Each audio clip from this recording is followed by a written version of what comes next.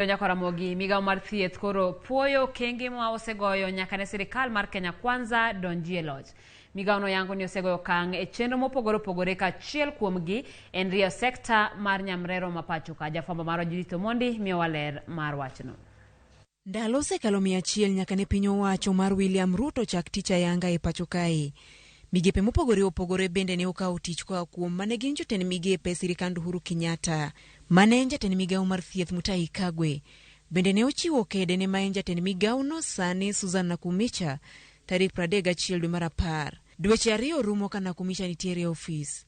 En okenge mage ma osego mag bero chenro mag thieth e pacho kae nyaka ne odonjie tich.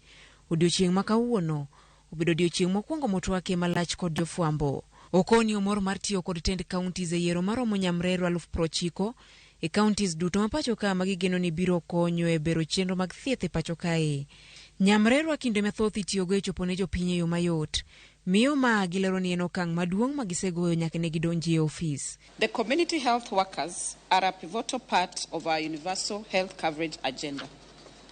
As such, the ministry is already working on closer collaboration with the county governments to incentivize nearly 90,000 community health workers already identified and serving in our primary healthcare networks nationwide. Bende migao no oseketo yore makare mabiro konyo e tiyo kod omenda mag thieth e yo makare. Gidwaro mondo mi lok pend chik mane okadhi higa mar 2012 ewi kaka itiyo kod omenda mag piny owacho mondo mi githuolo mar chwalo omenda ne od thieth ka od thieth mapacho kae. Ma en achiel kuom yore mag dino ne jokanyo mag thieth tiyo kod omenda mag thieth e yore mamoko. We are developing policies that will enable ring-fencing of funds for facility improvement at the primary healthcare facilities. We at the ministry are pushing for the amendment of the Public Finance Management Act 2012 and the 2015 regulations.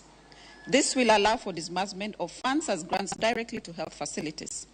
It will also empower health facility boards to manage and supervise the resources generated locally and those allocated from the central government, and also channel funds directly to health facilities in line with Health Sector Services Fund Gazette Notice. Chak higa manyien, gisingo mar chwalo paro mar chik ne od bura mamalo.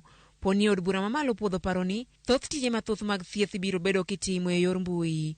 Kokadho kuom yo mar mbui, gibiro nyalo neno ute thieth ma itiye makare kod mago ma ok ti tich makare. Bende gineno ni ma biro ruyo chenro mag thieth kendo miyo jotuo tich mayot. We have finalized on the e-health bill, which will be sending to Parliament for enactment as legislation. This will definitely ensure Kenyans receive services with much ease. The Ministry of Health has also developed the electronic Kenya model, quality model for health, as the country's framework for making sure quality care is delivered as per the set norms and standards. Piny owacho mar Kenya Kwanza ne osingo bero chenro mag thieth e yore mopogore opogore. Magi ne oriwo loso bado kumba mar thieth mar NHIF mondo bedo kumba manyalo konyo thiedho jopiny duto. Keto ute thieth machiegni kod jopiny, loso yore makare mag medo chiemo kaka yo mar kedo kod tuoche mathoth mikelo kod nok mar chiemo e kind mamoko. Magi duto Nakhumicha koni biro nyalore mana ka gitiyo kanyakla kod jokanyo mag sekta mag thieth e piny owacho mamalo kod mago mag counties. Judith Omondi, Ramogi TV.